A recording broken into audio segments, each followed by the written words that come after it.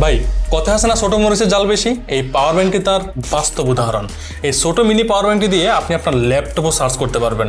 দেখতে ছোট মনে হলো, এটার ক্যাপাসিটি রয়েছে কিন্তু 10,000 mAh এর, এন্ড এটি আউটপুট দিতে পারে 35 ওয়াট পর্যন্ত। তো বুঝতে পারতেছেন সাইজে ছোট কিন্তু কাজে দানব। বলছি QCY FIBI 10C পাওয়ার ব্যাংকের কথা। নাম অনেক বড় বাট জিনিস কিন্তু ছোট। এই QCY মিনি পাওয়ার ব্যাংকটি আপনারা 6 মাসের ওয়ারেন্টি সহ 2450 টাকা পেয়ে যাবেন সেলবানে Facebook page and website link থাকবে আমার ভিডিও ডেসক্রিপশন বক্সে অথবা ফার্স্ট কমেন্টে।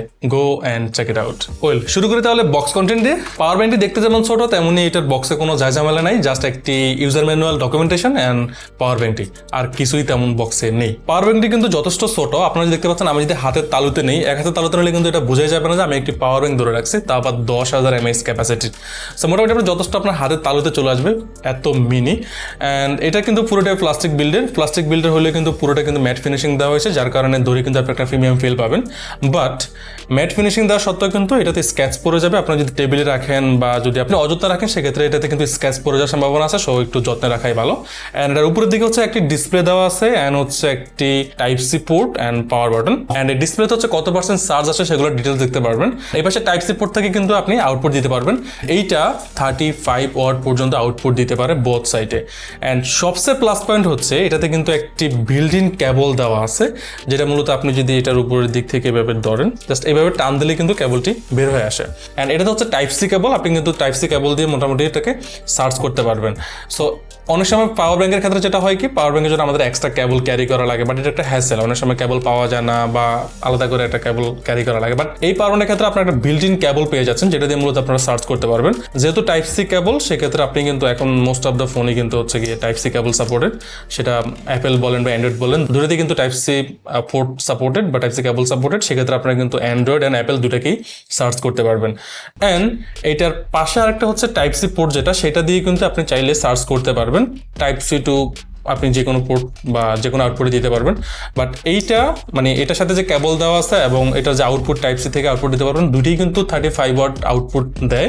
অ্যান্ড দুটোই কিন্তু ফাস্ট চার্জিং সাপোর্ট করে বা ফাস্ট চার্জিং আউটপুট দেয়। অ্যান্ড এটার কেবল কোয়ালিটি কিন্তু খুবই দুর্বল যে তা না, ডেফিনেটলি কেবল কোয়ালিটি যথেষ্ট ভালো। অ্যান্ড আপনি যদি মোটামুটি জোরে টানাটানি করেন সেক্ষেত্রে ছিঁড়ে যাওয়ার চান্সেস একদমই নাই। আমি ড্যাম শিওর যে আপনি এটা মোটামুটি টানাটানি করে ছিঁড়তে পারবেন না। এক্ষেত্রে আমি হচ্ছে একটি USB পোর্টস মিস করতেছি, কারণ মোস্ট অফ দ্য পাওয়ার ব্যাংকগুলোতে আমরা দেখি হচ্ছে একটা USB আউটপুট থাকে। নর্মালি আমাদের যে ফোনের চার্জিং কেবলগুলো সেগুলো কিন্তু হচ্ছে USB থেকে Type-C হয়, মানে USB পোর্ট থেকে Type-C হয়। তো সেক্ষেত্রে এখন এটা কিন্তু Type-C থেকে Type-C আউটপুট দিতে হবে। তো এটা একটা হ্যাসেল। অনেকের ক্ষেত্রে হচ্ছে গিয়ে কেবল থাকে না, যাদের কাছে USB টু Type-C, তারা তো পসিবল না এটাতে সার্চ করা। সেক্ষেত্রে আপনি এটা দিয়ে করতে পারেন, বাট আপনি যদি এক্সট্রা আরেকটা পোর্ট চান সেক্ষেত্রে আপনার জন্য ওই Type-C টু Type-C কেবল লাগবে, বা Type-C টু লাইটনিং যদি অ্যাপল দিতে চান, একটু ওল্ড ভার্সনে সেগুলো, আর নিউ ভার্সনে সেগুলোতে হচ্ছে গিয়ে Type-C সাপোর্ট করে, সেক্ষেত্রে প্রবলেম হবে না। এই পাওয়ার ব্যাংকটা কিন্তু আপনার এই Type-C যে বিল্ট ইন কেবল যেটাতে সেটা দিয়ে কিন্তু চার্জ নেয়। তার মানে আপনি এটা দিয়ে চার্জ দিতে পারবেন এবং নিতে পারবেন, মানে ইন এবং আউট দুটোই কিন্তু এই কেবল দিয়ে কাজ করা যায়। সেক্ষেত্রে এটা কিন্তু 20 ওয়াটের ফাস্ট চার্জিং সাপোর্ট করে, আপনি কিন্তু এটাকে যথেষ্ট ফাস্ট চার্জ করতে পারবেন। সো বুঝতে পারতেছেন এটা 20 ওয়াটের ফাস্ট চার্জিং সাপোর্ট করে, তার মানে খুব দ্রুত চার্জ হয়, আবার 35 ওয়াট আউটপুট দেয়। তার মানে ভাই জিনিসটা মিনি বা ছোট হইলেও কিন্তু মানে মারাত্মক একটা জিনিস। তো যেমনটা আমি আগে বললাম, এটা মিনি সাইজের হলো, এটার ক্যাপাসিটি রয়েছে 10,000 mAh এর, অ্যান্ড এটা রেটেড ক্যাপাসিটি হচ্ছে 5800 mAh এর। এখন রেটেড ক্যাপাসিটি হচ্ছে মূলত এটা থেকে আপনারা আউটপুট পাবেন 5800 mAh এর পর্যন্ত। আপনারা তো অনেকেই জানেন পাওয়ার ব্যাংকে যতটুকু ক্যাপাসিটি থাকে ততটুকু আউটপুট দিতে পারে না, তার মানে এটা রেটেড ক্যাপাসিটি থাকে, মানে পাওয়ার ব্যাংকের রেটেড ক্যাপাসিটি। যদি 10,000 mAh এর পাওয়ার ব্যাংক হয় সেক্ষেত্রে যতটুকু রেটেড ক্যাপাসিটি আছে সেই ততটুকু আউটপুট দিতে পারবে। তো এই ক্ষেত্রে এটা হচ্ছে 5800 mAh এর ক্যাপাসিটি, রেটেড ক্যাপাসিটি আছে। তো নর্মালি যাদের হচ্ছে কি 5000 mAh এর ব্যাটারি ফোনে থাকে তারা কিন্তু একবার চার্জ করতে পারবেন। অ্যান্ড যাদের হচ্ছে কি আরো কম, যেমন আমাদের অ্যাপেলের একটু ওল্ড ভার্সনগুলো, সেক্ষেত্রে 2800 3000 mAh এর ব্যাটারি, সেক্ষেত্রে আমরা কিন্তু এটাকে 2বার চার্জ করতে পারবো। অ্যান্ড সবচেয়ে প্লাস পয়েন্ট হচ্ছে অনেকেই আমরা মূলত ভয় পাই যে আমাদের যখন অ্যাপেল ফোন থাকে বা একটু দামি ফোনগুলো থাকে সেক্ষেত্রে আসলে এই কম দামি পাওয়ার ব্যাংকগুলো দিয়ে কিন্তু চার্জ করা কি ঠিক কি না, বা আসলে এটা কি মানে যাচ্ছুই হবে কিনা, বা আসলে এটা কি সুইটেবল হবে কিনা। সেক্ষেত্রে এই QCY পাওয়ার ব্যাংকটা হচ্ছে সেফটি গার্ড সার্টিফাইড, তার মানে আপনি ভোল্টেজ নিয়ে কোনো ধরনের প্যারাই খাবেন না। সেক্ষেত্রে আপনি হচ্ছে কি দামি ফোন বলেন বা একটু মিড রেঞ্জের ফোন বলেন, সব ফোনই কিন্তু আপনি এটাতে সার্চ করতে পারবেন। ইভেন আমি এটা দিয়ে কিন্তু আমার হাতে একটা অ্যাপেল আছে ভাই, কম দামি, সো আমি কিন্তু এটা দিয়ে অ্যাপেলও সার্চ করছি এবং যথেষ্ট ফাস্ট এটাকে সার্চ করতে পারতেছে।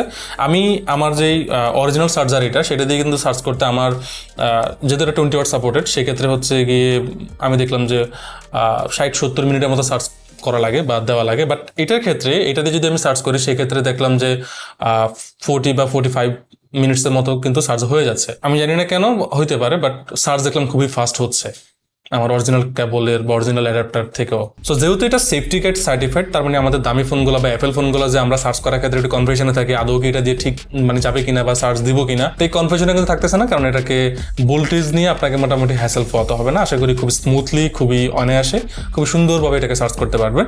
অ্যান্ড আমার কাছে মনে হয় যে আসলে এই মিনি সাইজের পাওয়ার ব্যাঙ্কগুলো আপনার ক্যারি করতে সুবিধা, আপনি যে কোনো জায়গাতে খুবই ইজিলি ক্যারি করতে পারবেন, পকেটে ঢুকে ফেলতে পারবেন, অ্যান্ড আপনার ব্যাগের চিপায় চাপায় কোনায় কানায় আপনি এটা পরে থাকবে। যেহেতু অনেক ছোটো ভাই, বিশ্বাস করবেন না, আমি এই যে হাতের মুঠে ধরে রাখছি, আপনারা বুঝতে পারতেছেন, খুবই মিনি সাইজের, মানে মোটামুটি কি বলবো, অনেক ছোট, দেখতে কিন্তু খুবই কিউট লাগতেছে। সেটা যদি আপনি হচ্ছে সার্চ দেন, তার মানে বুঝতে পারতেছেন, আমি যদি ফোনের সাথে দেখেন, আমার এই যে ফোনের সাথে আমি যখন সার্চ দিই, সার্চ যখন আপনি হাতে ধরে রাখবেন, আপনার কাছে মনে হবে না যে বাইরে থেকে কেউ বুঝবেই না যে আপনি একটি পাওয়ার ব্যাংক হাতে ধরে আছেন আর আপনার ফোনটা হচ্ছে সার্চ দিচ্ছেন।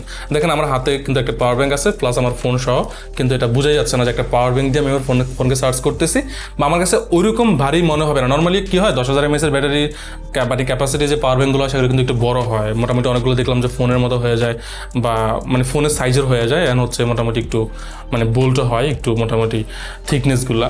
তো সেই ক্ষেত্রে আপনি কিন্তু মানে মনে হয় যে দুইটা ফোন ধরে রাখছি বা একটা বোঝা বোঝা লাগে। বাট এই পাওয়ার ব্যাংকটার ক্ষেত্রে আমি এটাকে নিয়ে মোটামুটি ক্যারি করছি অনেকদিন, সো মোটামুটি দেখে ভালো লাগতেছে। আর হচ্ছে মানে মনেই হয় না যে আপনি একটা এক্সট্রা পাওয়ার ব্যাংক ধরে ঘুরতেছেন বা একটা বোঝা ক্যারি করতেছেন, এরকম কিছু মনে হয় না। অ্যান্ড এটা কিন্তু ওয়্যারলেস চার্জিং সাপোর্ট করে না, তবে ওয়্যারলেস চার্জিং সাপোর্ট করলে ভালো হইতো, সেক্ষেত্রে প্রাইসটাও বাড়তো। বাই দ্য ওয়ে, এটার প্রাইস হচ্ছে 2450 টাকা, 6 মাসের ওয়ারেন্টি সহ। কিউসুয়ের সব প্রোডাক্টে আপনি কিন্তু 6 মাসের ওয়ারেন্টি পাচ্ছেন। অ্যান্ড কিউসুয়ের প্রোডাক্ট নিয়ে মোটামুটি চিন্তা করতে হয় না, এটার কোয়ালিটি যথেষ্ট ভালো হয়, এটা মোটামুটি সবাই জানে। অ্যান্ড অনেকে আছে, আমরা কিন্তু ফোনে মানে গেম খেলে থাকি, গেম খেলতে খেলতে কিন্তু আমাদের ফোনের চার্জ শেষ হয়ে যায়, তখন কিন্তু আমরা কি করি, ডিরেক্ট মানে কারেন্টের সাথে হচ্ছে গিয়ে ফোন চার্জে লাগায় দেন হচ্ছে আমরা গেম খেলতে থাকি।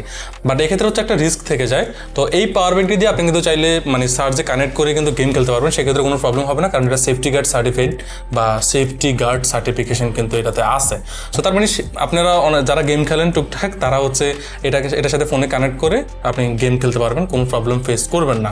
তো যারা চাচ্ছেন হচ্ছে মিনি সাইজের একটা পাওয়ার ব্যাংক, কিন্তু ক্যাপাসিটি হতে হবে 10,000 mAh এর, অ্যান্ড প্রাইস হতে হবে মোটামুটি হাতের নাগালে, তারা কিন্তু জিনিসটা দেখতে পারেন। এটা কিন্তু আসলে অনেক জোস ভাই, অনেক কিউট, অনেক গুলুমুলু একটা জিনিস।